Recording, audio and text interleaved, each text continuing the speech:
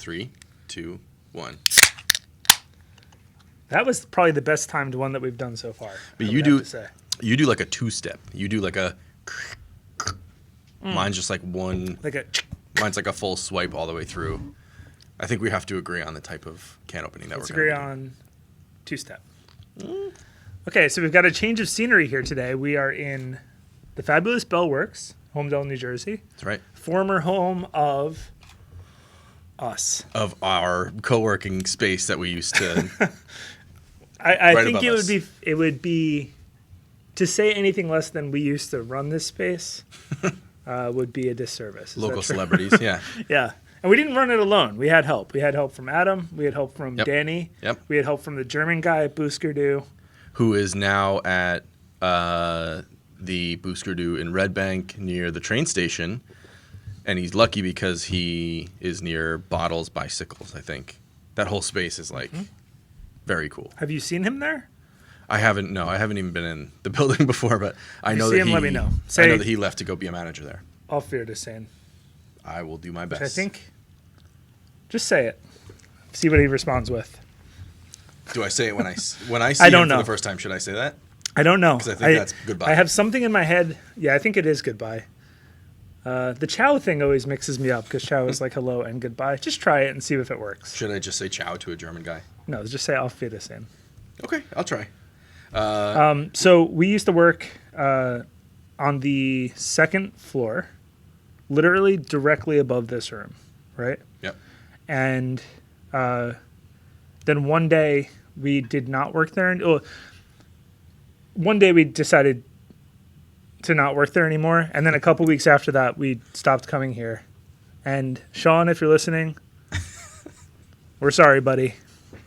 We sort of did. We had to get out. We did like a Mission Impossible, like midnight run. We ghosted. To get our stuff. We ghosted. Yeah. It was exhilarating to come into a building with our key cards. Yeah, we had to duck under the little metal fence, and we got our stuff. We came in totally fair and square. We had key cards. But what we did not have is rolling carts. Mm-hmm. So we carried it all out. I think we did 4 trips. Yeah. With the guns. Well, because you had 2 giant monitors. They're not giant.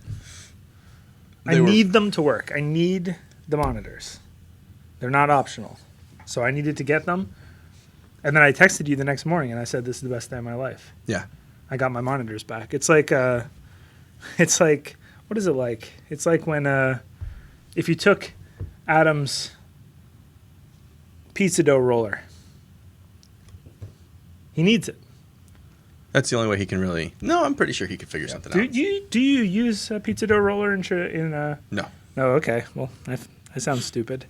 Anyway. So let me tell you. Oh, you want to talk about the beers? No, first? yeah. Well, what were you I was going to tell you kind of what I've been up to. Oh, let's hear it. But we can start with the beers. Let's start with the beers. I know where this is going. Why don't we talk about one beer? You can tell us about the Airstream, and then we'll talk about the next beer. Okay. Let's talk about your beer first, because my beer is kind of intertwined with the story. Okay. So this is a tribute beer that Source does. They do like 1 or 2 a month. Mm-hmm. This is for the Olympics, which unfortunately I think are not happening this year. They're getting moved to Florida. Really? I mean, that's what Florida thinks. They proposed to the International Olympic Committee. I thought it was just canceled outright. TBD. Okay. Well, anyway, that's not going to stop Source from doing these really great tribute beers. And I just realized that the artwork is really cool. They use the circle of their logo as one of the rings. Mm. Very smart, very clever. They have such a good can designer. This is the Olympic tribute Kerry Strug. Features the hops Vic Secret, Strata, and El Dorado. It's an IPA, 9% ABV. It's a big IPA. Is it an Imperial IPA? No. All right. Nope, just a regular. Oh, nope, it's an Imperial. Yep. Okay. I missed the first word on Imperial. And I think the idea is that this is part of a series of beers that are kind of paying homage to Olympic. What would you say? Olympic legends, I think. I wouldn't say long shots because she wasn't a long shot. It was like, legends. Yeah, I think it's these are legends. People who had like a lasting effect on this country because of the things they did in the Olympics. She got hurt. and then she shrugged it off and did it again. You say shrugged it off? Yep, because that's her name. Okay. That works.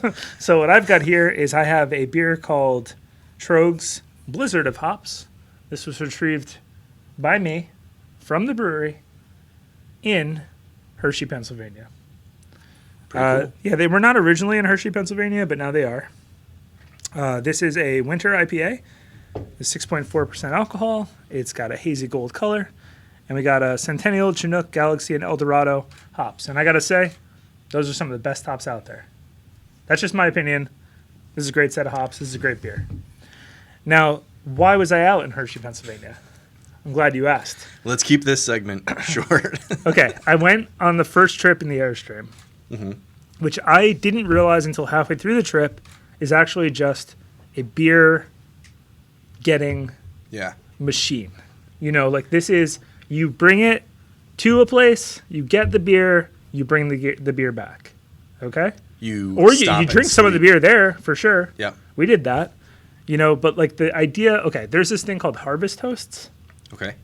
which I didn't even know existed, but you pay like this small fee, and there's a network of breweries and vineyards and golf courses that essentially have opened up their large parking lots to RVs to come park there. Oh, cool. You can just like drink, and then That's Your- the first your thing on house- the list of things to do. They're like you can come here, drink, and the rest is up to you. But mostly, And just your come here house and is in drink. the parking lot. That is pretty appealing, though. The idea of like you can go like we definitely have Hell to do yeah. this. We have to do this road trip where we take this thing from Yes. brewery to brewery across the country. Yes. Is that too ambitious? No. Okay. We do a 2-week trip. Yeah, we take the boys. Yeah. We bring the boys. East Coast to West Coast. We stop at every brewery that we can stop at. A brewery every single day. Not every brewery we can stop at. Every brewery. We're calling it right now. We're going to every one. All 7,000 breweries. Here we Okay, come. fine. Everyone that we see. Well, everyone that's like on a straight path to like we have to start at one that's like here's the most important one to this trip on the East Coast. We do that, Yep. and then from there we have to drive in somewhat of a straight line to whatever the West Coast version is of like that really important East Coast one. Like what's the most important brewery we think we could go to on the West Coast, and we chart somewhat of a straight path to that. Sounds great. Let's do it. Let's make it happen. You know, one time I found out we found out that Kate was pregnant, and this was before, we didn't have any kids, so I found out that Kate was pregnant, and we went and we were like, you know, let's just like talk about this whole like we're gonna have a kid thing over some pancakes, as you do. So we went over to this pancake place. We ate a bunch of pancakes, and then, as you might do if you ate a ton of pancakes, Katie got in the car and she fell asleep. And when she woke up, we were in Ohio because something snapped in my brain where I was like, we're never going to be able to do this again. We got to cross the country now.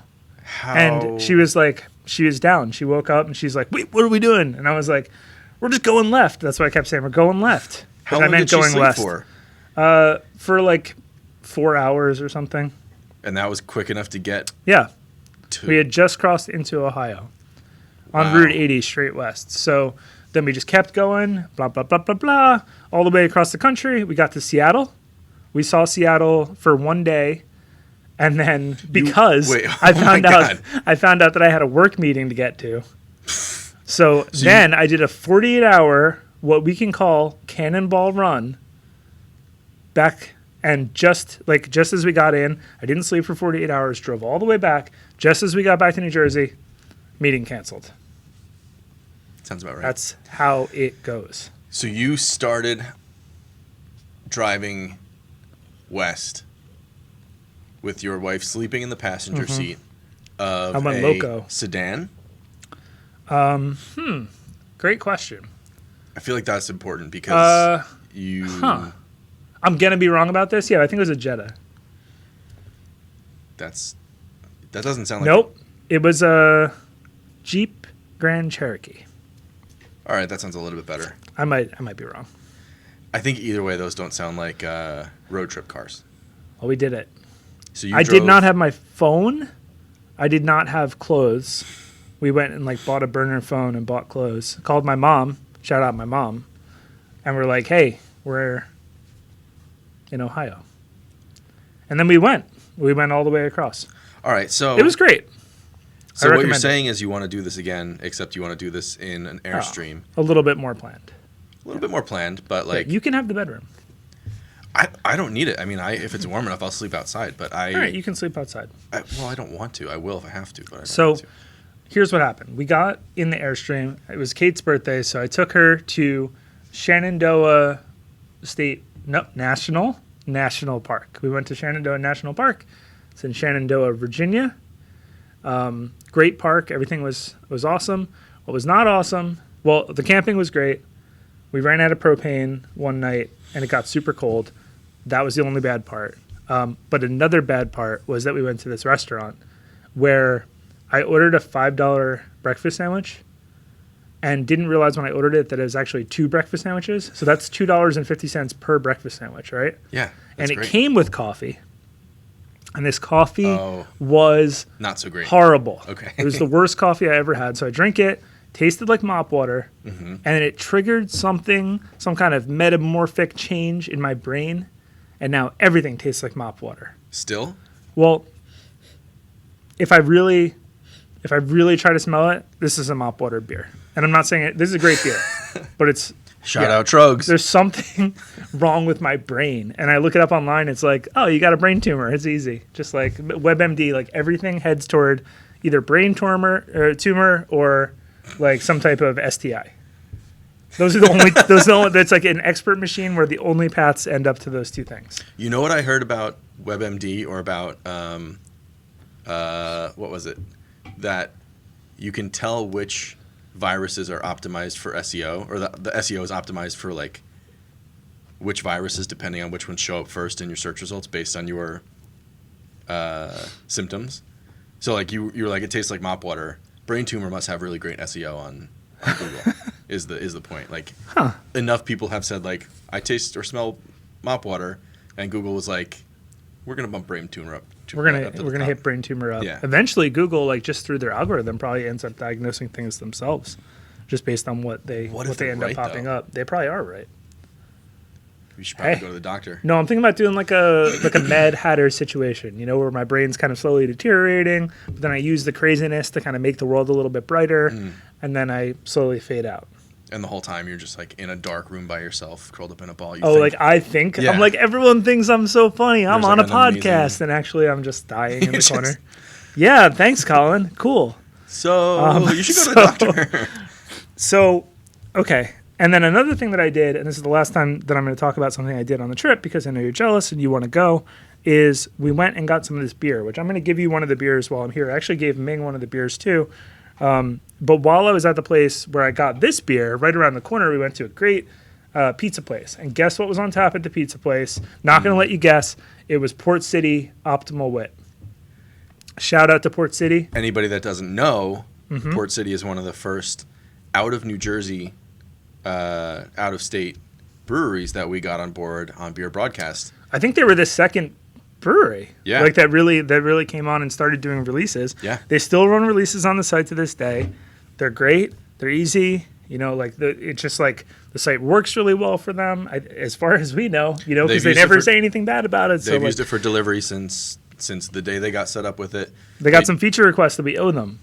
That is true. Yeah. We owe a lot of people feature requests, but that's because it's like there's all these really cool things we can keep doing. Right. So We many just have to keep directions doing you can take it in. Yeah. So I tried to order their beer. I tried to order Optimal Wit, which is a wit, as you would imagine. Would have guessed. Yeah. And the waitress was like, we're out of that, but it's my favorite beer that we have here. And I felt like a little beaming moment of pride where I was like, on one hand, disappointed I couldn't get the beer. On the other hand, like, yeah. We're gonna have to figure out. We're gonna have to figure out how to get these beers shipped to other states. I think that's. We were just talking about that before we started here. Yeah. You have. We're gonna do it. You have some places where you can get beers that are hard to get your hands on that are out of state, and you get it once, you love it, and then you can never get it again, or it's rare to get it again. It's weird because if you think about it, a site like Tavour, you can order these beers that you couldn't get otherwise. So you can go and you can like put together a pack of maybe beers from Colorado or something like that, which actually I have in my Tavour cart right now. And what's difficult about it is because of the way that it works, they're going to make more money if they kind of like limit the supply to the beer. You know, if they made it really easy for you to get all of the beers, then the beers would not seem as exclusive, and probably like their ability to ship all of the beers would decline because they would, like you get a partner brewery on Tavour. Right now they can ship it all across the country. Once you open up all the breweries to be on Tavour, it might turn out that like everybody wants just the beers from a couple of the breweries. Right. So shipping the beers that you specifically want from Tavour, it really doesn't make a ton of sense. Now, what does make a ton of sense is a platform like Beer Broadcast shipping the beers that you want. And the reason it makes more sense than Tavour doing it directly is because in order for a consumer to know about all the releases, they would have to subscribe to literally every brewery in the country and get 1,000 notifications a day. Yeah. So Beer Broadcast is a way to pick the couple breweries that you're interested in, and then hopefully, you know, so it's not competing with Tavour, because Tavour is how you discover those breweries. Tavour is how you find them. Beer Broadcast is how you follow them. Yeah. That's at least that's what we need to do. We're gonna do it. I think we have to. I think I'm we should. lit up right now. You fired up? Yeah. All right. I mean, it's gonna be great. Yeah. No, I think you're right. I think that's exactly it, and I think that's sort of the future. I don't think anybody really knows how we get to that future yet, because we talked about this last time. It's like the 3-level distribution system that exists right now, where you can't get your beer anywhere across the country without a distributor. And so they have that sort of like monopoly on shipping beer throughout the country, which like is good for them. It's maybe this is too big of a leap, but it's sort of like the pharmaceutical industry of like having this whole monopoly on a certain medication, and you can charge whatever you want for it because you are the only one that actually has it. It's pretty scary. Like if you're like Nabisco, right? You have so many products that are crackers or whatever. So what you actually do is you go into something like the grocery stores and you say to the grocery store, like, we want to make a little section that's like all Nabisco crap. So you can decide which of your products, and obviously they control different brands, but you can decide which of your products are high on the shelf, and in view, you can decide which ones are at the bottom. Yeah. And unfortunately for breweries, because of the way that they make beer and how much beer they're able to make at a certain time, they cannot be in control of that situation. Right. And unfortunately, who becomes in control of that situation is the distributors and the liquor stores. So the liquor stores and distributors have very high power to decide what beers actually get sold. Yeah. But on top of that, they're also not there's motivation for a liquor store to sell beers so that they can make their profit off of the sale. But there's no downside for them, because if the beer doesn't sell, there's no downside for the liquor store, there's no downside for the distributor. The downside is on the brewery. The beer gets sent back to the brewery after however much time sitting on the shelves collecting dust, and there's no incentive for I think it's moving in the direction now where there's no incentive for the liquor stores to really push anybody's brand unless they're making a little something off of the side, because they don't lose anything if they just don't sell it. They just give it back, they get a credit, and then they yell at their sales guy and say, you gave me shit beer and it's not selling, give me something better. And then the distributor can't sell that beer anymore, basically. The distributor doesn't have to. They give it back to the brewery, and the brewery has to dispose of it. But I'm saying, like, as from the brewery's perspective, their distribution channel is gone, and they might be locked into an exclusive contract. So it's like, only you can sell my beer, but like you don't want to sell it. Yep. You might be stuck with them for another year, and that means you're only selling what, out of your tap room or something, and or you're doing it online like the way people are trying to do now, which is only recent. Like, that's not something that's what we're doing, people baby. used to do. So we're democratizing the beer sales. We're making it so that you can get the beer from the brewery to the consumer in the fewest steps as possible. Yeah, and I don't know if it's going to be. I think fewest steps is sort of the value proposition there, because right now you can't really say, I'm going to ship you a bunch of beer and it's going to be cheap. That's one of the things that's going to take time.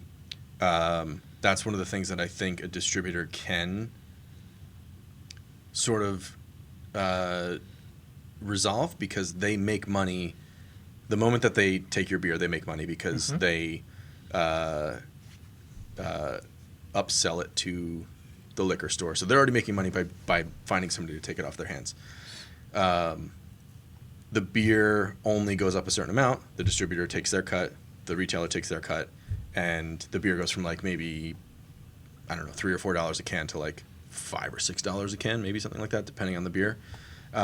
Versus if you're going to ship it, like there's all the cost of putting it in a box, making sure that that box is probably somewhat temperature controlled. Yep. Maybe some kind of a way to make it get there and still be the right beer. You know, still Yeah, be right. like The the weight. good beer that you want. There's the weight of the box. Like it's all there's a lot of costs obviously related to shipping, but if you're willing to spend an extra $10, maybe $15, you're going to get beer from across the country that you would never ever ever get to taste, and that's, I think, for a lot of people that's worth the money, and that's why we're gonna figure this shit out, because somebody has to do it. Yep. And it's about time for somebody to I think it's a scary thing to try and challenge something that's very established, like the distribution system that exists, but I think it has to happen. Yep. You know, like I'm sick of all the middlemen. Jeff Bezos, if you're listening, we don't like it. We don't like that you're taking 30%. You don't deserve 30%. What we're going to do is we're going to make this shit good for the breweries, and we're going to make a reasonable cut on providing the marketplace. A reasonable cut. Not 30%, not 10%. Yeah, not like, even. Not even 3%. Like Yeah. that's like, you know, if you're a brewery and you're out there and you want to talk about it, you want to talk about like how we're going to charge or how the whole thing's going to work or what our plans for the future are, just reach out. We're going to talk about it. In the meantime, yeah, do you have more? Well, the Yeah, one go thing I ahead. want to add is that the upside that I don't think a lot of people recognize is that by creating this system, this self-distribution, or at least semi-self-distribution system, the upside for a lot of these breweries is the amount of money that they save by not going through the distributor to liquor store process of like liquor store marks or distributor marks it up 30%, liquor store marks it up 20%. Great. The beer that I sold for $5 to them is now worth $10, and I'm only seeing half of that. Imagine if they could Imagine if they could make their beer Yep. cheaper, more affordable to their customers, which who wouldn't want that, and still make more than what they were going to make if they went through the distribution channel. So if they said, through the distributor, my beer that costs $5 and could cost $5 for my customers is now going to cost $10. What if they're like, it's going to cost $7 for my customers and I'm going to do it myself? Yep. My customer saves $3 and I make $2 more. Who wouldn't do that? Yep, makes perfect sense.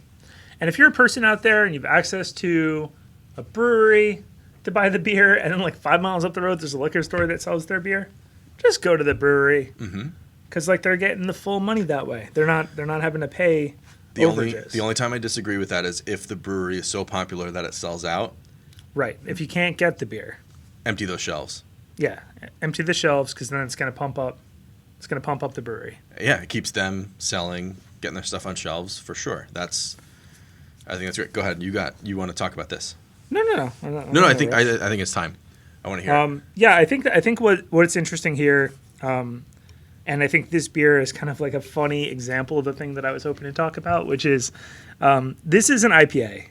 It's an IPA by all accounts. It tastes just like an IPA that you would have With a little bit of mop water thrown in. with a little bit of mop water.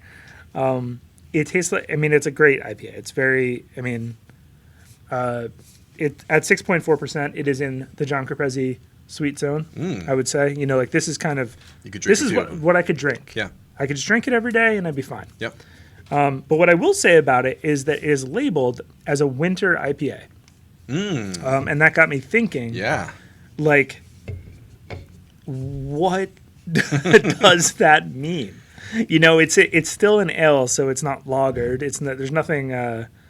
There's nothing different about it. I think that you could probably put this in a different can and it would just be So a summer IPA. It's almost like when somebody says like it's an Oktoberfest beer, you're like, okay, I'm expecting pumpkin, right? But like with this, it's like yeah. what? An what's Oktoberfest the- beer like has to be of the Marzen style. Sure, You're okay. expecting a very particular thing when you drink it. This is just an IPA. Yeah. And it says winter on it, presumably to make it so that it is a seasonal production of a beer. Yep. So that they can sell more because they're essentially saying that they're in limited quantity Yep. or at least in limited seasonality. And then that got me thinking, Okay. what is it with seasonal beers in general? Like, So before you tell me, do you Sure. know the answer? no. Why don't we let's speculate, because I think that'll be more fun than just looking up the answer. So It's also interesting that stouts are bigger in the winter. well, Why? okay, so I'll I mean, speculate. sure. I'll speculate that I think something like a summer beer typically is probably a little bit lighter. It's probably a little bit fruitier. Okay. And I think it's like, I don't know why, and I don't know if this is just like something that happens with like humans over time, like you associate certain feelings or tastes or whatever with a certain season, but like lighter, fruitier, just like crushable beers feel more related to summer, because like you're outside, You're on a it's boat. warm. You don't want to fall You off got your and drown feet in the up. water. You're hanging so out you at a can't fire drink pit. a heavy beer. What? You gotta keep it together. Yeah. Yeah. You don't want to fall into the water and so you want to versus like I get that. winter. I think also like there's like a soup type thing, right? Like you have a soup in the winter because like it's like you want to have something hearty, you want to have something filling, you want to have something big. So the stout thing I get, and actually like another interesting way that it goes is the fall of it all. Like in fall you might have something like they say like harvest ale, so it might be like things like wheats or things that only grow in season then. Okay. You know, or maybe they're like. I guess like if it uses a flavor that only grows in certain seasons, you would want that to be a seasonal ale too, because you wouldn't want to drink. It's not about when they make the beer, but you wouldn't want to drink like a pumpkin ale in 100-degree weather, probably Probably not. because that's just not normal. You wouldn't want to drink a stout in 100 because it's like a filling beer. It makes you. Yo, I got my beach bod on. What I really got to do is I got to drink this 10%. That's right. the drowsy beer. I want to just- get sleepy. I'm gonna set up my towel on the beach. I'm gonna put my feet up and I'm gonna drink this dark, Yeah, milkshake IPA. super dense beer. I'm gonna look real good. So what about this? This is just a marketing play, right? At this point. So it says winter on it somewhere. Yeah, it says winter IPA, and it's called Blizzard of Hops. And I mean, there's obviously a thing called a winter ale, but this is not. This is just the winter IPA. It's not. Maybe seasonal is just like a marketing related thing. Like they wanted to call it Blizzard of Hops. That's not really seasonal as in, like a holiday or anything like that. Like to me, I realize that autumn, fall is like a whole season. But when I think about a pumpkin beer, I think about Halloween. And that's like word association or like whatever, image association. I don't know what to call it, but like when I think about that kind of stuff, I think about people sort of tying as closely to an event as closely as possible. And so like you do see like Christmas or like holiday related beers that come out. It's not winter related beer. It's like a holiday related Like a Mad Elf. Yeah. Yeah. This does feel like a seasonal beer in the right sense, where they're like, it's just an IPA, but we're putting this sort of like marketing twist on We're it gonna put some fun on it by saying it's label. a blizzard of hops, which means there's like tons of hoppy flavor in it, and that's about it. Like it's not a beer that necessarily does better in the winter than it would in the summer. And maybe they even have something in the summer that is the exact same beer. They just call it like waves of hops or something. Right? A sea of hops. Should we just switch professions and just start becoming start marketing? naming beers? We're just gonna name beers and. All right, I think you nailed it. I think you nailed it. Okay, but what about all the beers that sort of like fall in between? Why do some places do seasonal things and why do other places not? And is that part of the marketing scheme? Are some places doing it like, I'm going to jump on the marketing bandwagon of the winter and make a blizzard of hops, whereas everyone else is like, I'm just going to do an Olympics tribute beer right now, and then I'm going to do a stout next. Yeah, that's interesting. I think like every brewery kind of has their thing to make it so that beers are kind of rotating and they're coming in and out. Like Alternate Ending has this whole thing with the movies and they're rotating them through, and that's kind of like how they're able to imagine you have this lineup of beers and there's always things that you want to try. You kind of have to come up with this like cohesive way to make them make sense, or at least to differentiate them from each other. So that when you talk about a beer, you can name it. And I guess that's just like just another form of that. It's like there's got to be or are they at such a scale that they can have sort of individual channels of like, these beers are all seasonal, these beers are all on theme with whatever we started off as a company, like what we liked, like Alternate Ending, for example. Let's say they became national and they had their beers on shelves everywhere, like Tröegs does, and they're like, okay, we've sort of played out the movie thing, even though I think that theme can go forever. But let's say, what do you have? Oh, just they could even keep the movie thing, but I thought like you had choose something. like winter-based movies. You know, Yeah, like they yeah, could exactly. Like that's how they could go with it. They say like, okay, we're going to keep doing the movie Scott, thing. I got an idea for you. Yeah. Which, by the way, we have to get them on the show because I'd love to hear their story from their perspective. So that's very interesting. They could keep the underlying theme of like movie related titles or style, whatever it is, and then branch off into like, these are our seasonal movie themes. These are our all year round movie themes. Mm-hmm. These are our whatever. That's a great point. That would be really interesting. It's like, what if Bad Santa was actually the robber of the Home Alone house? It works. It works. So I brought you a beer. Hold on, I'm processing. If Bad Santa, you know, he's Bad Santa. Yeah.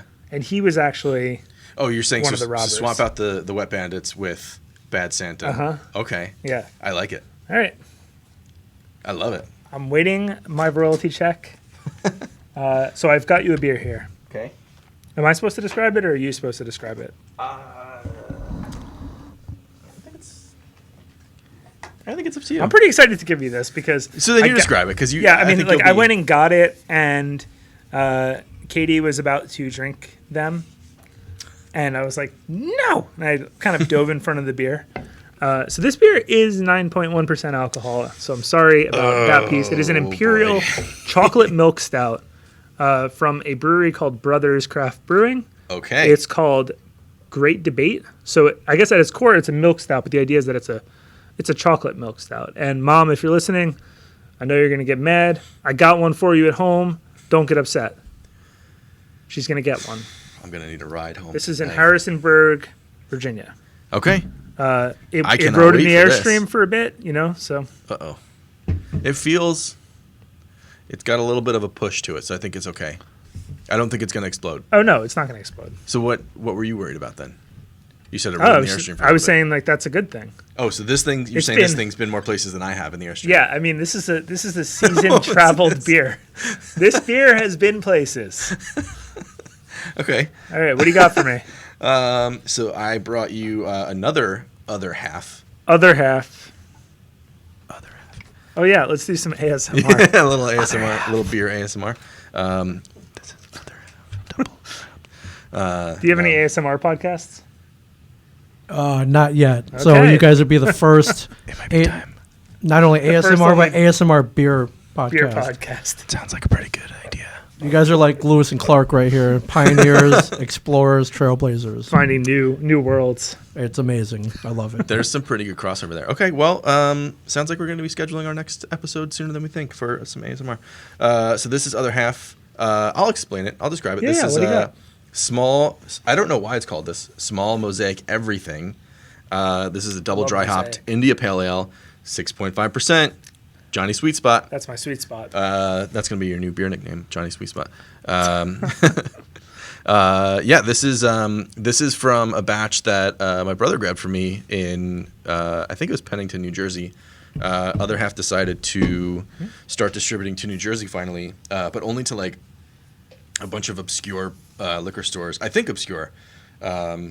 Small Mosaic everything. Yeah. I hope you. I like love it. Mosaic. I hope you like it. It's blasphemy. I know. I'm gonna upset a lot of people that I'm not a huge fan. I get the hype. Of Other Half or of Mosaic? You know what it is? It might Smells like mop water. no. It might just be the ones that I got. Like, so I'm okay. So there's some Ming's got some up on the screen here that I'm looking at. Forever Mosaic. What's that? That's different. Forever Mosaic. But that sounds good. That yellowish one on the right, yeah, that sounds good to me.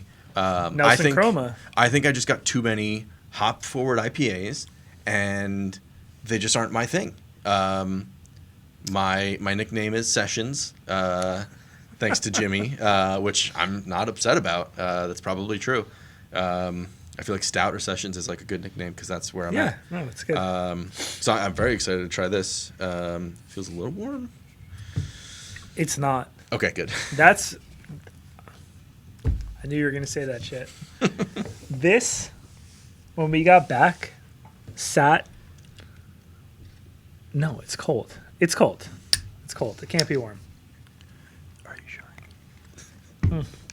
Oh my god. Well, the thing is also that you have that fancy cooler, and I don't. So it's your fault. What do you think? Are you saying I need to get you a Coleman? Shout out Coleman. I got a Coleman coming from because I save people with my blood. That's right. The Red Cross is sending me a Coleman. Well, your wife saved people with your blood. Yeah, she set me up the appointment, and then they were like, "Are you here for like the double blood giving?" And I was like, "I think so."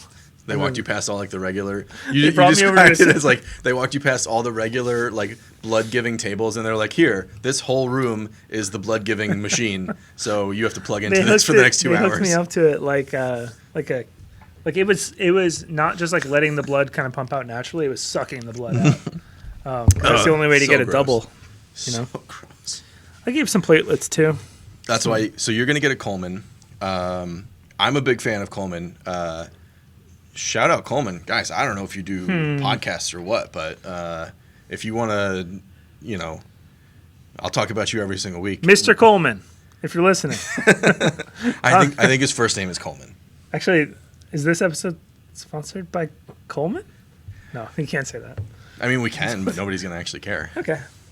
This week's episode is brought to you by Coleman. Outdoor camping gear and equipment. Adventure is calling. Set That's your goals, ad make read. plans, get the right gear, and see what's out there. I just read that off the website, so I hope that that's fine. Oh, yeah, I thought you were just making that up. I was really impressed. It sounded pretty authentic, right? So what I have here is real good. Good. I'm glad you like it. It's good because Mosaic was like, I would say my second hop love. My first hop love, first hop love was Centennial. Second is Mosaic. There's something else. And though. my third hop love you're thinking of is Cashmere. No. Oh, yeah, you're right. I thought you were gonna say Nelson. Something. Nelson Sauvigne's very good. Yeah. But Cashmere, I love Cashmere. Yeah. It's got there's like a smoothness to it. It's just like it's got a great name for what it is because it's just like it tastes like pillowy. It's amazing. What's the robe that you got? What's that made out of? It's velvet. It's velvet, but you wanted silk. Silk is the Oh no, sorry, graduation. it's satin. It's satin. It's satin. You're gonna graduate to silk Eventually. yeah. And we try not to call it a robe around the okay. house. What is it called? Smoking jacket? And how often do you smoke in this jacket? Never. Great. So it's probably just a robe. I've been trying to get it cut shorter. Yeah, that looks right. Yeah, unfortunately mine is robe length, So it looks just like a robe. but it's got shorts. There we go. There's the That's what I wanted. king. Yeah. what's Katie, shout out Katie, my wife. If you're listening, I love the thing you got me. But Hugh Hefner looks like a fucking king. he knows it. In that picture, he knows what he's doing. What do you think happened at his funeral? Was it like bunny funeral? Oh, for sure. Yeah, probably. It was probably like the last one, the last hurrah. I would like to think that everybody got a smoking jacket. and They stop you at the door. Yeah. They're It's "Put like when this you on." go to a really fancy party and you get like a puppy before you leave. Like this was When we first moved here, this actually, sorry, we're looking at pictures right now and it actually looks kind of pretty boring. Yeah. compared to like what he should have done. What we're looking at is like he's basically in a mausoleum with like he's got like a 12 by 12 space. Except I think next to him is Marilyn Monroe. So, 12 by 12 space next to Marilyn Monroe is pretty good. Sure. I wonder if they bought those together. Cuz that's like you don't just like find the next space next door. to Marilyn Monroe. Like, I guarantee you, everybody wanted that space. That's not something that's just like available. Curious. Who will be the new Hugh Hefner? Is there a new Hugh? Is that over? Like, can there be another? I don't think Not so. saying like head of Playboy. I'm saying like the next like Old rich guy. bunga party. No, like, I don't. Situation. What I think's gonna happen, and so this is an interesting topic. Maybe I've been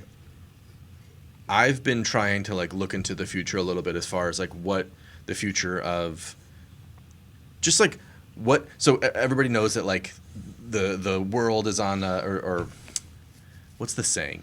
Everything's like cyclical. Like everything kind of comes back. Everything that has happened in the past will eventually come back. That's why there's like retro stuff sort of like blows up again. Like the Nintendo. Yeah. Yeah. Nostalgia is a huge factor in that. And so we just talked about this. I was like, hey, let's go back in time. Let's find out what was special about MySpace. And let's build something like that just for the hell of it. And lo and behold, back in December, some 18-year-old kid built, basically, it is a MySpace clone.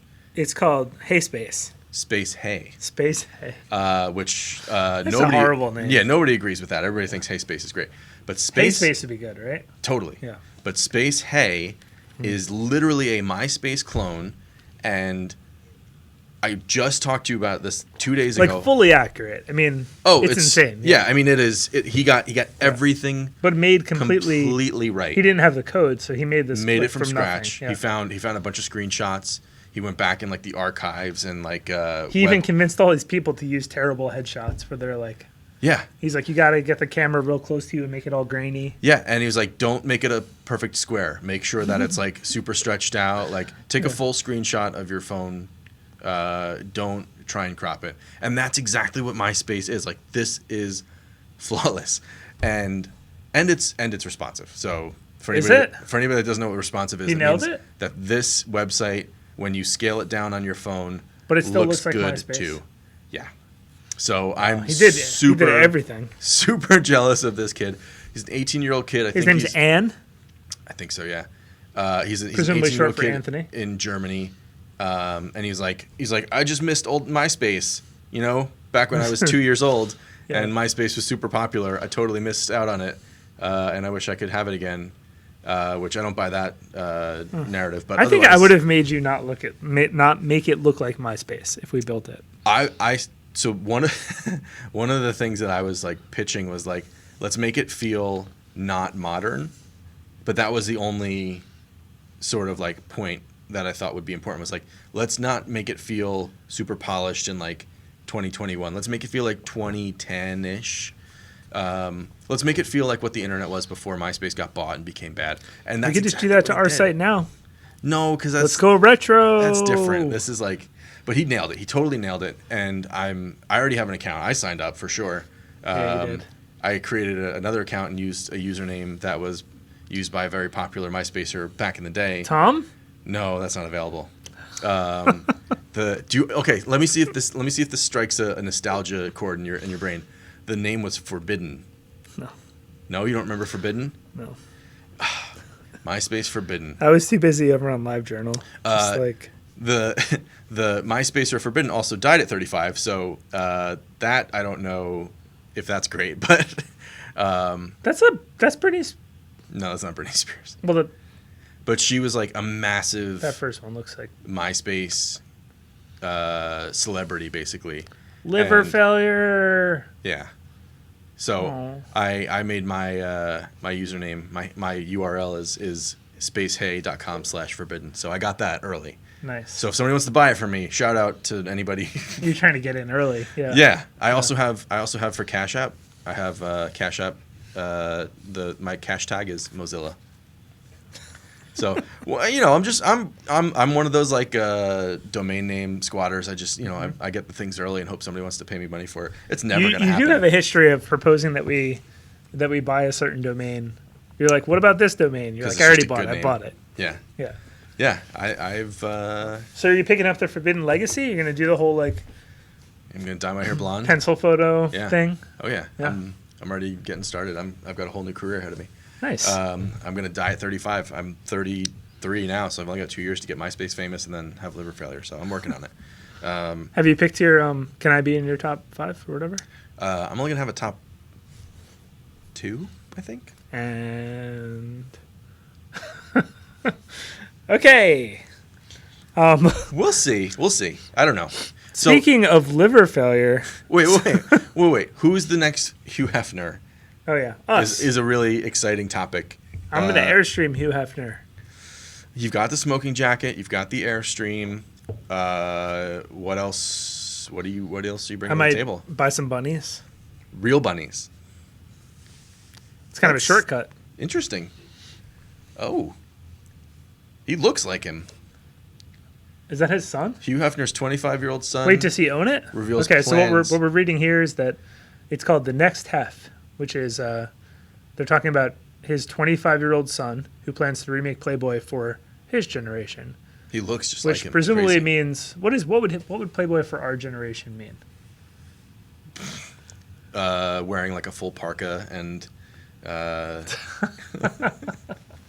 It's like instead of like sexy clothes and then they're undressed, it's like hipster like full dress clothes and then Yeah, and signing lots of paperwork. lots of paperwork. Yeah, no, it's never gonna happen right now. Oh, so that's why I brought up that topic. Sorry. So the reason I brought up the whole like time is an infinite Metro loop and like everything comes back around.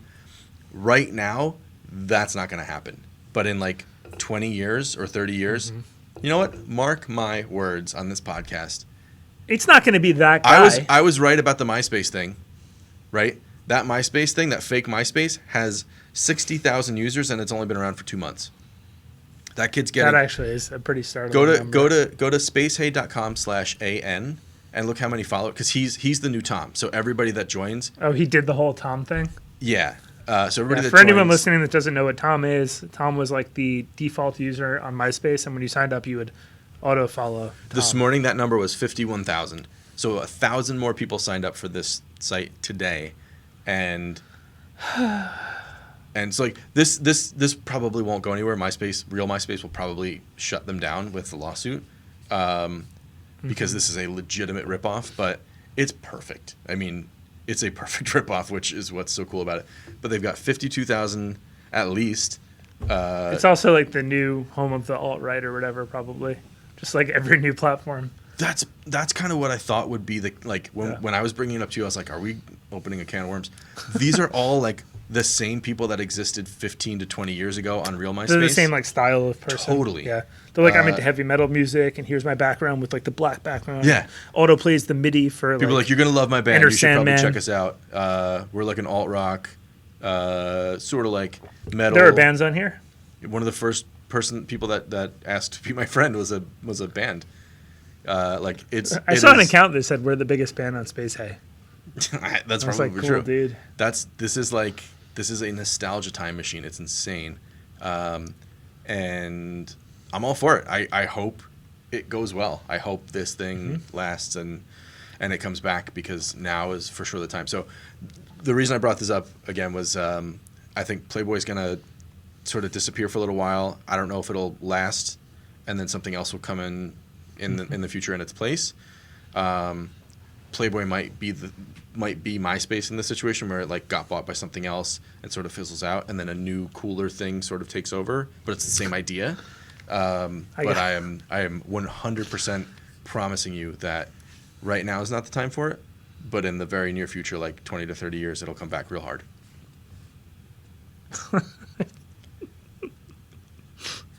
One time, there was like, oh god, Can't wait to hear the story. There was a bad storm, and I was like, I don't know, like 12, 13, something like that. And my dad's like, so my parents were separated. They were divorced. My dad was in his own house, and my dad's like, oh, you're scared? You can like sleep on the floor in my room or whatever. You can sleep like you're a kid. You just like, you're gonna sleep in this room. Sure. I'll protect you in case the storm Tries to wash you away or something. So I'm sitting there in the room, and I notice out of the corner of my eye that there's like I guess like a cradle type cradle, like a basket Mm-hmm. that's got like a stack of Playboys in it. Okay. So it's got like 20 different Playboys in it. So I go on this like basically a reconnaissance mission the next day where I'm like, I'm going to take one Playboy because I'm like, I'm a little boy and I'm like, I'm just going to take one Playboy. So I reach into the middle of the stack and I grab one Playboy out and I put it in my bag. No one's ever going to know. No one's ever going to know. Yep. And then I like see the top Playboy one and I'm like,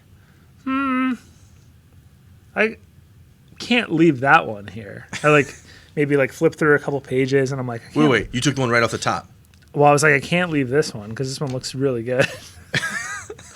And then I just kept taking them.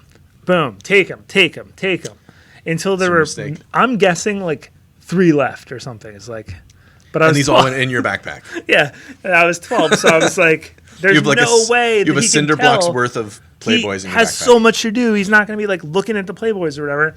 So I bring all the Playboys back to my mom's house, brought them into my room, and I kind of tiled them on the floor. And I laid them all out, and I was like, I am the king. I am you after. I own I will these have Playboys. A smoking jacket made out And of I silk didn't even one like day. look at them. I was just like, oh, I'm such a badass. I got all these Playboys, blah, blah, blah, blah. You know? So then I bring them back the next weekend because I only went to my dad's house on the weekend. I put them back. Mm-hmm. And as I'm walking down the stairs from putting them back, my dad says, hey, did you like touching my Playboys? And I was like, no. Go count them. But it's like he definitely knew. You know, if he was here now, I would tell him. Your mom probably knew too. Oh, they definitely all knew. Like my dad used to. This is another terrible story about my dad, which I feel like this is the second time. My dad used to take me to the Postmaster conventions, and it would be somewhere like Las Vegas, and there would be like that's a pretty cool place for a convention. No, it was super cool. I mean, I'm sure they had a really good time, and in Vegas there at least there used to be like these on the strip. There would be phone books, but instead of the phone books being like phone books, they were just like the similar style, like yellow pages, white pages or whatever, but just like lists of places you could call for escorts. Yeah. My dad would grab a bunch of pages out of that book, crumple them up and put them in my suitcase as if like my mom was going to think that like I tried to hire the escorts. Or somebody at like the gate that looks at your bag is going to be like, oh, okay. It's just like, ooh. This kid's into some weird shit. So, yeah, that's it. I mean, that's we used to, when we were probably around your age. How old were you when you did that? 14. I'm going to say 14. All right, maybe a little bit younger. We have a garbage dump in the town I grew up in, like within walking distance.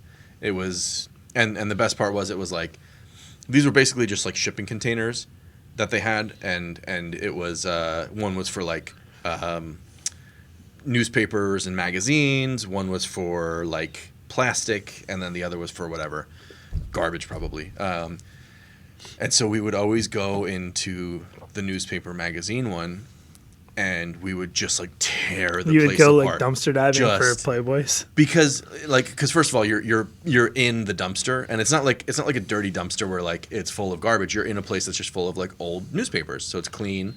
You can kind of like climb. It was fun to like climb on the piles of newspapers and like slide down the mounds of newspapers. If you're listening, we'd appreciate a comment about which of these stories is more desperate.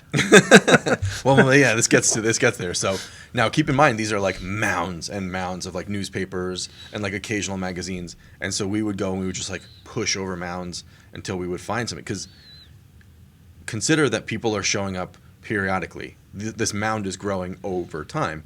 And so if it's not right out in the front, you know, if you're looking for like Playboys in the dumpster, if it's not right out in the front, if you move some stuff out of the way, you're going to get to like that first guy that showed up and like sort of like was dumped guilty his and whole like stash, put his whole box of yeah. Mm-hmm.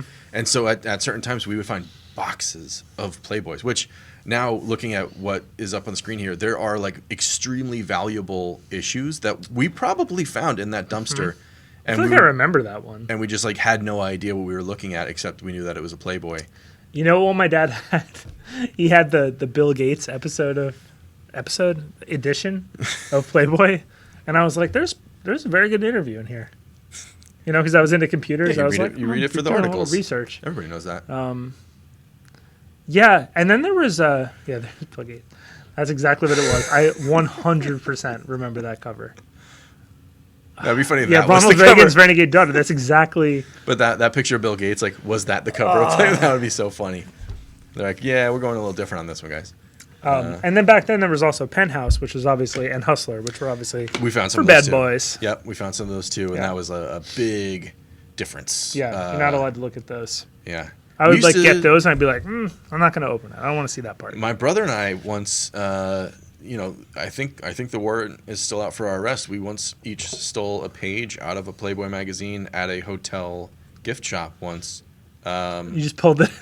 We ripped the whole thing out, folded it, I think, into fours and in our pockets, and out of there we went. And I'm pretty sure they caught us on camera. We're still wanted. I don't remember where it was, but it was pretty rebellious. I mean, as an adult, these look better. Yeah. Yeah, they that's don't look- probably why Playboy had trouble. There was Playgirl too. Yeah, of course. I mean, there's. Oh no, Ming's looking. Oh, he's typing it in. Oh, well, So- Burt Reynolds. There you go. That's Burt Reynolds. Mario Lopez, and he's doing the Burt Reynolds pose. Oh, that's funny. That is funny. That's kind of a callback. I thought that was the same one. We have gotten way off track. We're So- looking at Playgirl. There also used to be this like hacker magazine. Okay. This is way off topic. Bring it back, I guess. I don't It was know. called 2600 Magazine. Okay. And you would go to like the magazine store. There was always like the regular magazines. Then there was the dirty magazines that had like the little like sheet of plastic in front of all the covers so that like kids wouldn't see them. Yeah. Remember that? And then tucked somewhere in there was this computer magazine called 2600. It's still out there. It's Was still that in one the also world. like blocked off from kids? No. What they would do is I think they would tell like Barnes and Noble, they'd be like, don't front this magazine, like tuck it in between all the things. And that was like actually part of their marketing, is that it was like Hard it to was find. hidden Oh, in the interesting. stack. And what you were supposed to believe is like, yo, I'm elite hacker. I just got this 2600 magazine. Only people that know about it can get it. And it's actually still like that. So if you go to a computer store, you'll find it. Oh, wow. 2600 magazine. It's not. They're definitely not like prioritizing the design of the cover either. No. And if you open it, it's like kind of like crudely made. Yeah. But that's like part of their whole thing. That's pretty cool. It's pretty legit, actually. Yeah, that seems like the type of thing that would survive, especially if they don't take it any like further than exactly how it is. that. That's pretty cool. But it's like, as a kid, you're like, yo, I got some underground zines. And then, like, as an adult, you're like, well, I went to the register and, like, they scanned it and charged me $6.99. I asked the nice lady at the front, and she was like, "It's right over there." Like, I got it. I had to go through a lot of shit to get this magazine, but I found it. There also used to be those, like, hacker handbooks. Oh, I wanted to talk about something else. Yeah, I was gonna say we had something we were going towards, and I forget where. No, I have more stuff. Okay, go ahead. Yeah. So one thing I wanted to talk about is kind of like I'm getting a lot of Instagram ads for these. Two things. There's actually two separate categories of things. One is canned cocktails. Yep. Are you getting these? I am.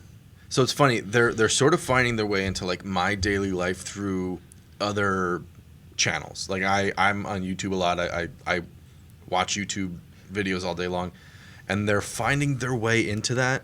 And I don't know if it's because like I've somehow shown interest in it, but like I'm seeing High Noon because of some certain Barstool Sports videos that I watch. I think they're a like sponsor or something of that. I'm seeing this one, which is it Oza or Oxa? What's that pronounced? Oza. Yeah, the one I keep seeing is that like 5 cans one with the weird like background highlight text on it. I haven't heard of that. Yeah, I think it's called like 5 drinks. I don't know what it's called. I was completely making it up. That's Okay. that one right there. Yeah, 5 Drinks Company.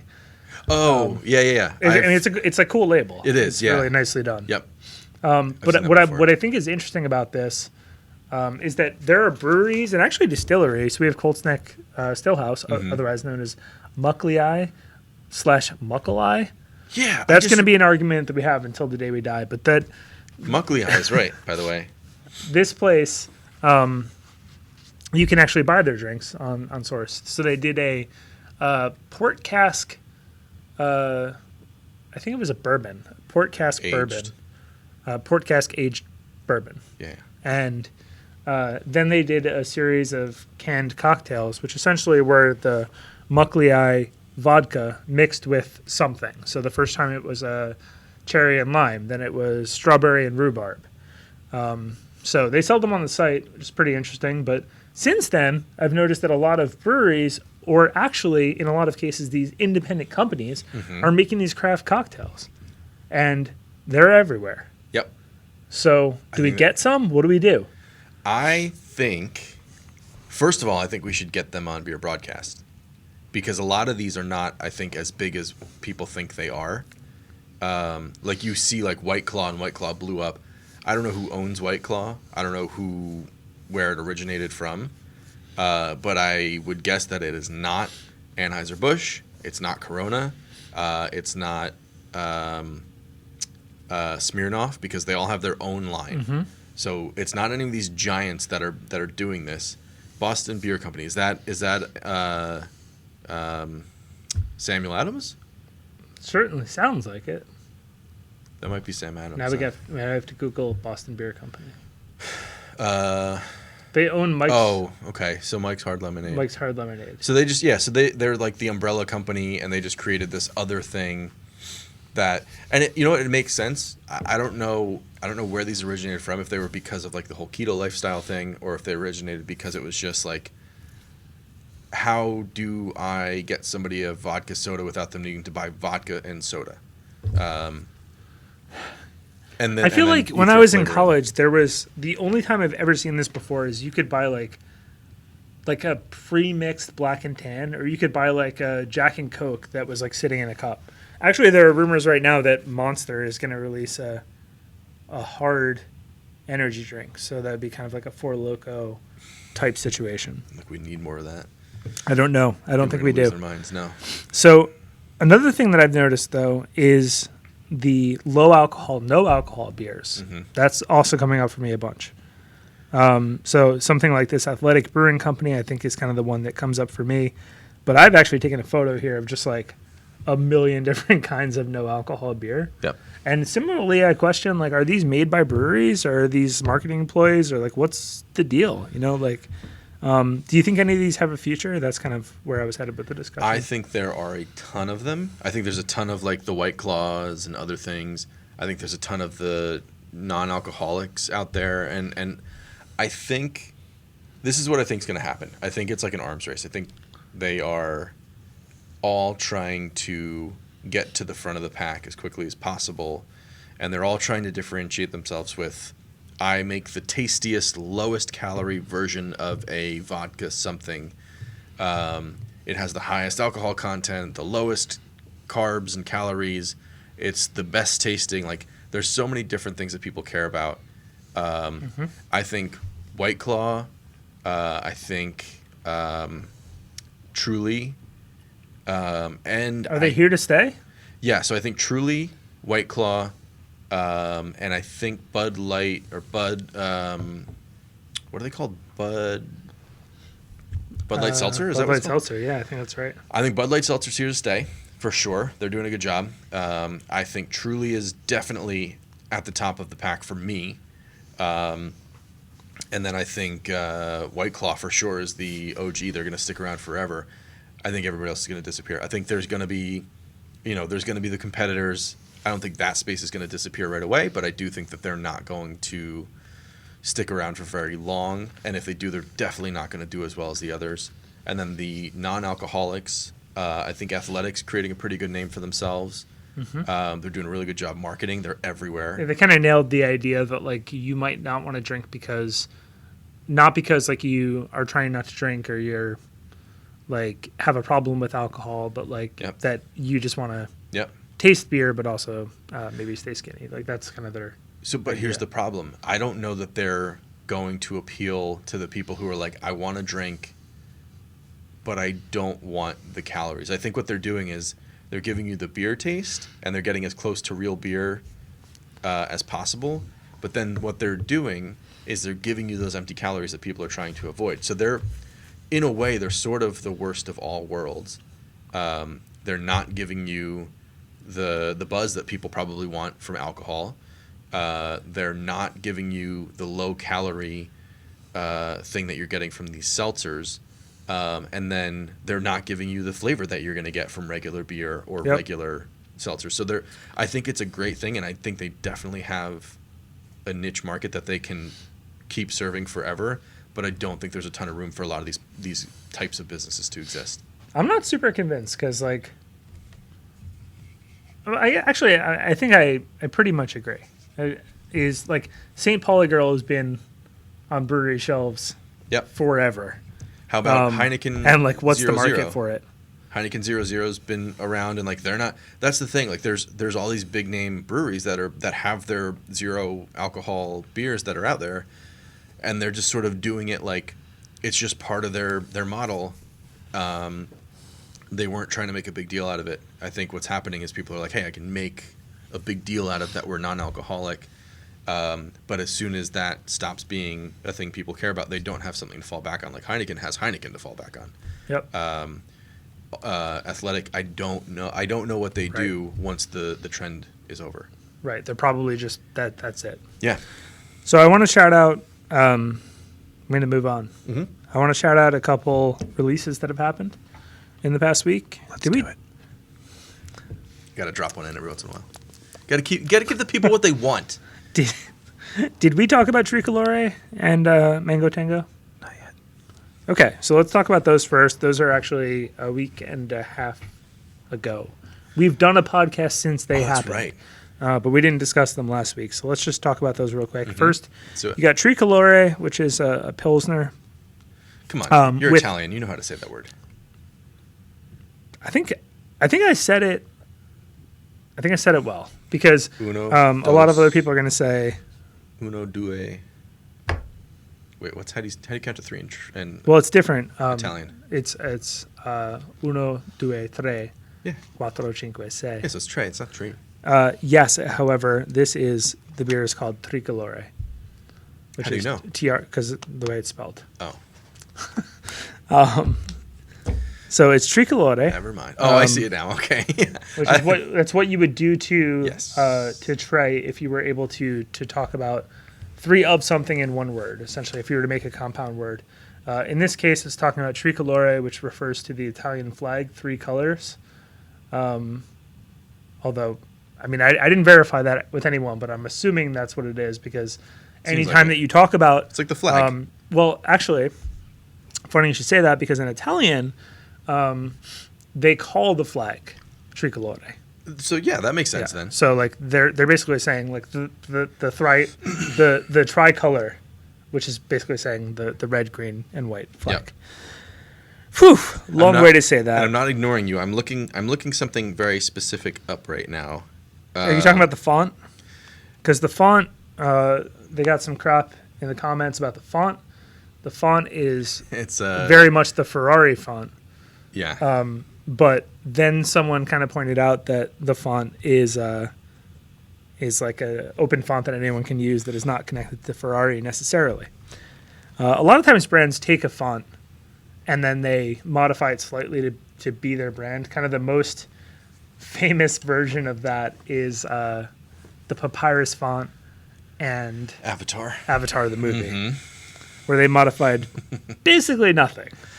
Yeah, they went almost like they just typed out Avatar in like Microsoft Word, and they're like, yeah. James Cameron's like, we found it, send it, we figured it out, we got it. Does it say Creative Commons? Okay, send it along. We're done. Is this part of my Windows 10 installation? So we have an Italian person. I'm a dual Italian citizen. I will stand by Tricolore all day long. Sure. Now, what I will not stand by is Mango Tango. Now, I'm not Spanish, so I can't say anything about this, but I would assume it's got to be a typo at some point. And they made it last year, and it was still Mango Tango. So it's Mango Tengo. Tango. Mango Tango. Yeah. So very confusing. I'm thinking someone, and I'm thinking when they send it to the person who made the logo, typed it wrong, or there's some Spanish person out there in the comments that's going to school us in just a second, which is going to be great. Yeah, no, I agree. I think I think I told you this, or we talked about this at some point when we saw that this was about to drop on Beer Broadcast. I thought it was a typo, and so trying to be like a good, business owner and like trying to keep everybody up to speed with everything, I panicked and I was about to send a message and say, "Hey, I think you've got a typo. I just wanted to let you know You can't do it. that I think you meant to type Mango Tango." And then I looked at the label, the picture of the label that they It's uploaded. printed on there. You can't, And it is there's nothing you can do about it. TENGO. And so now this sort of like conspiracy theory has sprung up of, did they mean tango, and somewhere along the way like they just forgot to proofread, and like it got through all of the rounds of design and approvals, and then it got printed and they were like, well, that's the name. I like to think that there's some kind of a Spanish situation here, like the same way that someone might read tricolore and be like, it's tricolor, like that maybe there's a Spanish person out there that's Yep. like, it actually is tango and I do it every day, something like that, And then they do. Wait, I couldn't. Voila. When we have Phil on the show, we have to ask him these hard-hitting questions. We're going to ask him. Because he will have the story. So since then, they've done more beers, as they do. They have an Imperial IPA called Ultra Pacific Sunshine, and the fourth version of the Vivid Cortex, which is a triple IPA. Mm-hmm. That is a super intense beer. It's very good. I've had 2 of the total 4, but I didn't get this one. Okay. I missed out. So, I'm very, very excited for... Phil, if you're listening, give me one.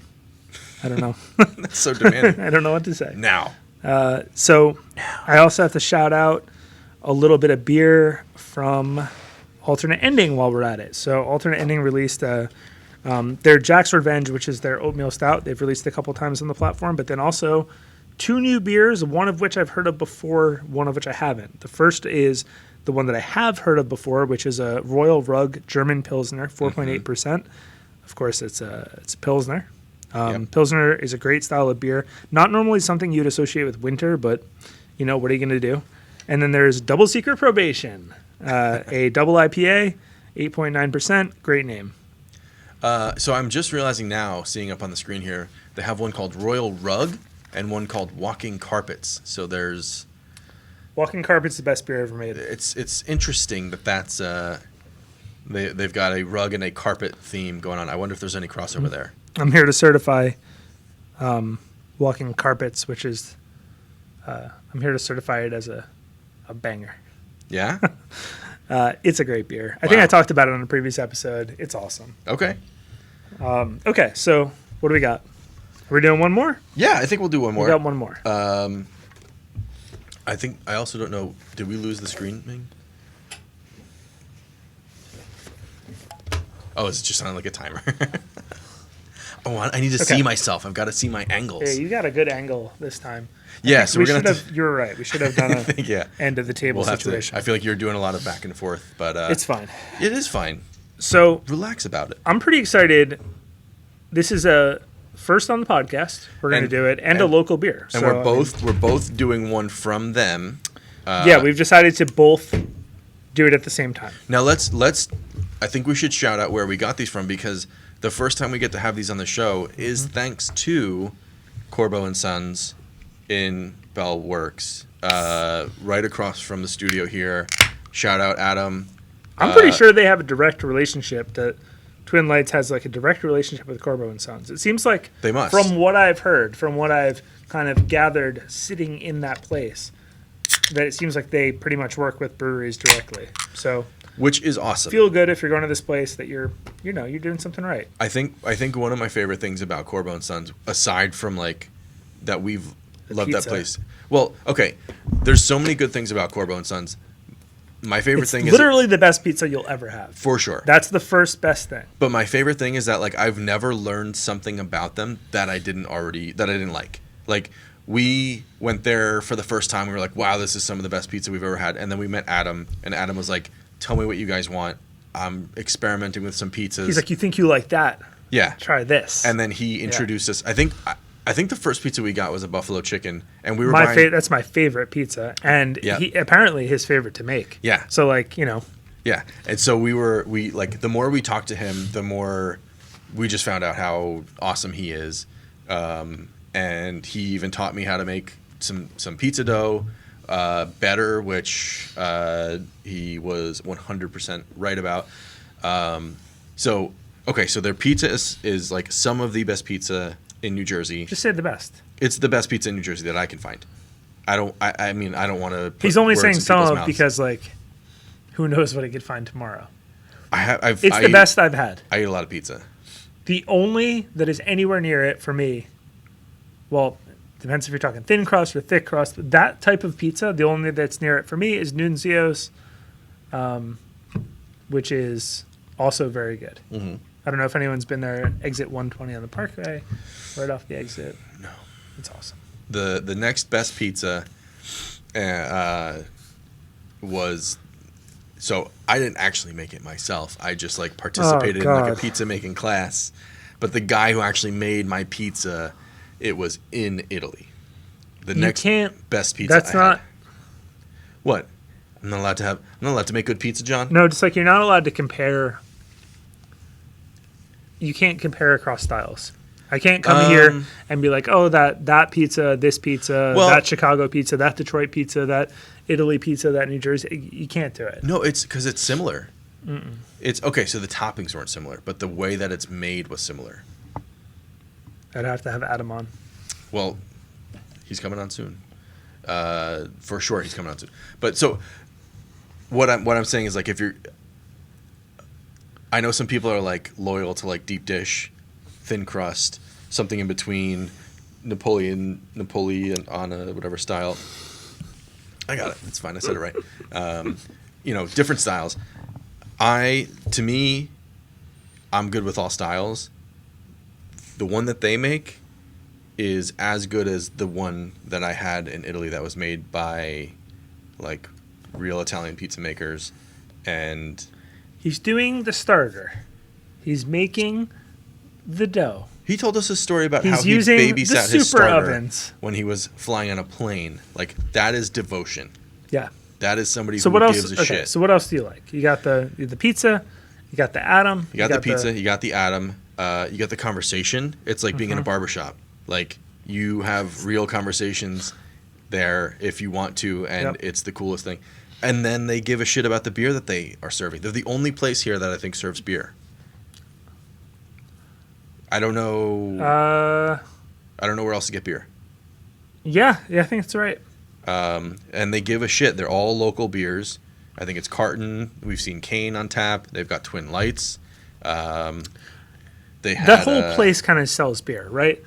There's like, for example, the place like across. It's like I want to call it a food court, but I don't want to call it a food court because I don't want to like sully it with the food court name. But that is what it is. Yeah, it is the best pizza you can possibly have. It's in a food court in Bell Works, and everyone in there kind of sells beer. And actually, one time they did a beer festival there. Yes. That was a super good time, and they had a bunch of their local breweries come.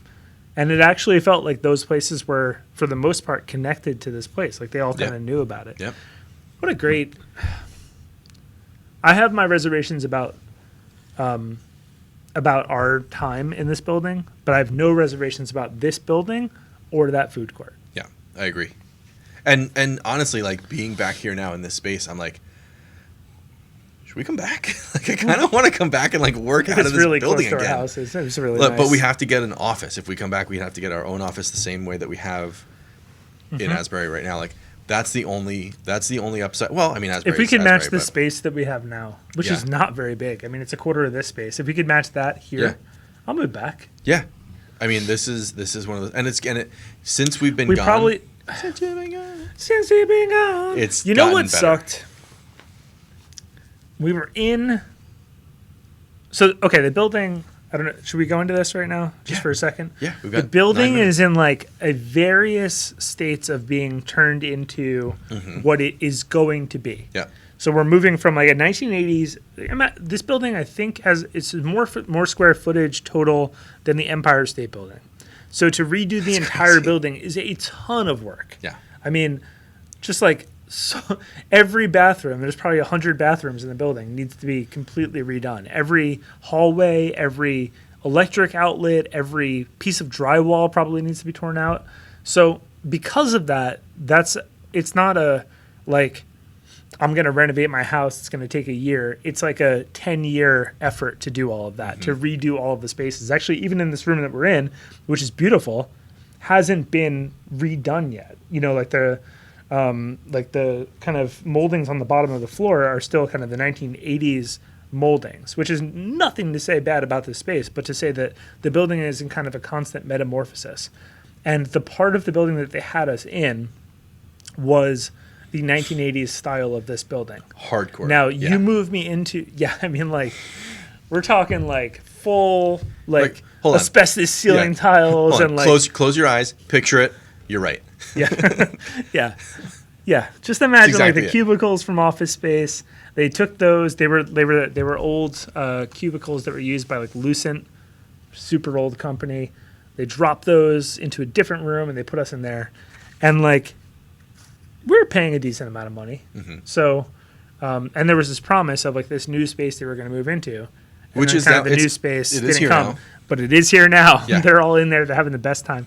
They opened laughing it at like us. the day after we left. Yeah, they're laughing at us. And they're, We really should have hung out a little bit more. But it is to say that like it's a great building. And there's a lot going on here. it's so good. It's Being said, go on. this Asbury Park space we got It's pretty good. is so good. We're in are- such a good location. We're walking distance to all of the good things that Asbury has to offer, and if Yeah. we're not, we've got scooters and bikes. If we were to move back to here, the only thing I think we would be gaining in the process is proximity to our houses. Which could be And we get to hang out with Meg and Adam. That's true. That's a new. We didn't have that advantage before because this was how long ago was it that we were here? Was it almost not a year? 6 months? 7 Yeah, months? 6 months. Yeah. Yeah. No. And we were here for over a year. Yeah. Yeah. How do we come crawling back? You know? Sean, if you're listening, contact us. We'll work out the details.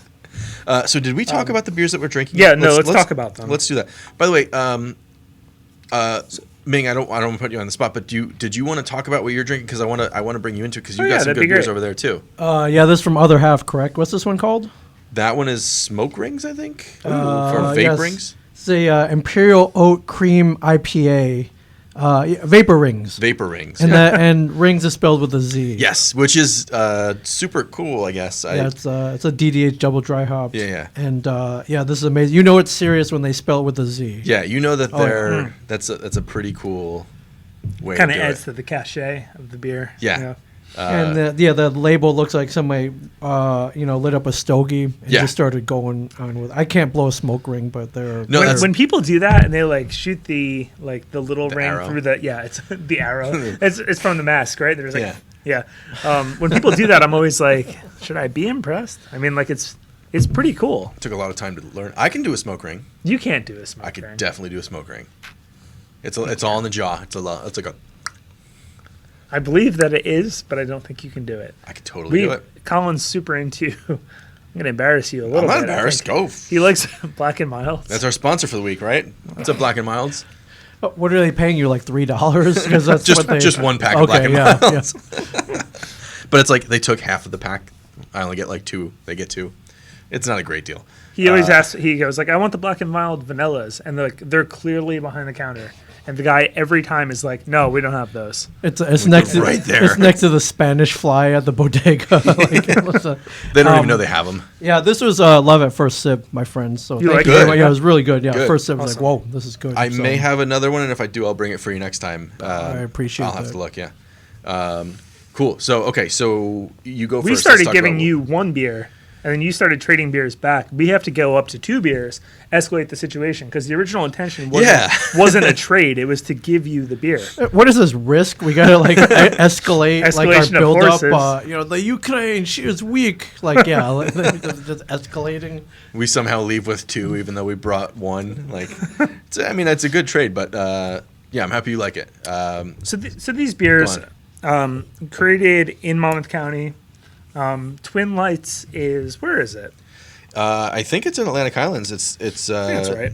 right near, or Highlands. Twin Lights is a reference to the actual Twin Lights, which are right over the bridge. Lighthouses, of course. No, they're not lighthouses. They are up on top of a large hill in Highlands, New Jersey.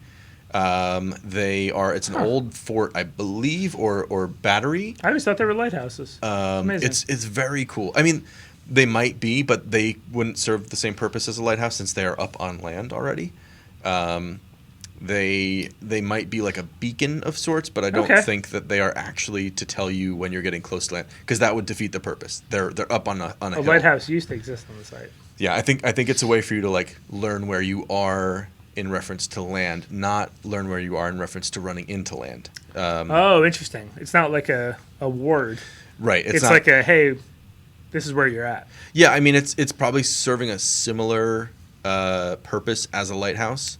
So it says it's a lighthouse, but to me, a lighthouse is like, hey, you're getting close to land, don't run into me, versus this is like, if you didn't know which part of New Jersey you're in, you see two lights spinning, you're in You can use Highlands. those to orient yourself. Something like that, maybe. So this brewery for a while, I believe, was a nomadic brewery.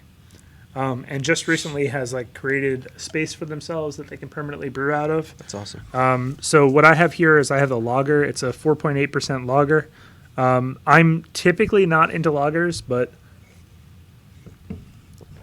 yeah, for me, this is a fairly neutral lager. It's not like trying to be like super like out there as far as a lager. Typically, the only lagers that I really like are kind of ones that are fall type lagers, you know? Yeah. But I could drink this. It's good. What do you have? I also have a Twin Lights Brewing beer. It's called the Edge of Summer. Interestingly, drinking it in winter, to go back to our seasonal conversation. This is a session IPA, and it's 4.9% ABV. My favorite part about this is it's bringing me back to the moment when I remember that Jimmy gave me the nickname Session or Sessions at the bathhouse, because I was trying to talk a big game. So for anybody that doesn't know Jimmy, and I'm sure anybody really who's listening that's not part of your family wouldn't know who this is. He's like 6'5". He's big. Probably 300 pounds. He's a big dude. Like not like 300 pounds like I'm not talking about like a fat guy. I'm talking about a guy that's like a brick wall. I'm talking about a guy that if you have a problem with him, you're going to have a problem with him forever, because he's my bodyguard. You're not going to fight and win him against him. But he's like the sweetest guy ever. And I was joking with him about how I thought I was drinking all these powerful beers, and I didn't realize that I was actually just drinking session IPAs, and they're all 5% or less. So the taste of this is bringing me back to that exact moment. I remember standing there looking at this giant human being telling me that I'm not a good drinker because I'm drinking a session IPA. It's very good, and the nostalgia points are making it even better. So. Yeah, I mean, Jimmy, if you're out there, we love you. And Jackie, if you're listening, just put Jimmy on the line too. You know, he might want to hear this. You know, rewind 2 minutes. On the line? Put Jimmy on the line. Okay, so I think we've reached the end of this episode. We made it to 7 episodes. It feels pretty good. We're going to keep going. Yeah. If anyone's having a good time listening to these, please comment, because, we love the comments. And, I guess we'll see you next week. We should probably have people drink some beer, like, while they listen to it or something. Like, next time, or when you're listening to this. Leave a comment, and we're going to send you a tasting kit. I probably shouldn't have said this at the end of the episode, but next episode, crack a beer with us. Maybe we'll start the next one off by encouraging people to drink a beer with us, unless it's like 9 a.m. Yeah, when we do the countdown, we can kind of include them. Yeah, that would be fun. But yeah, this has been good, not great. Episode 7. See you next week. See ya. Awesome.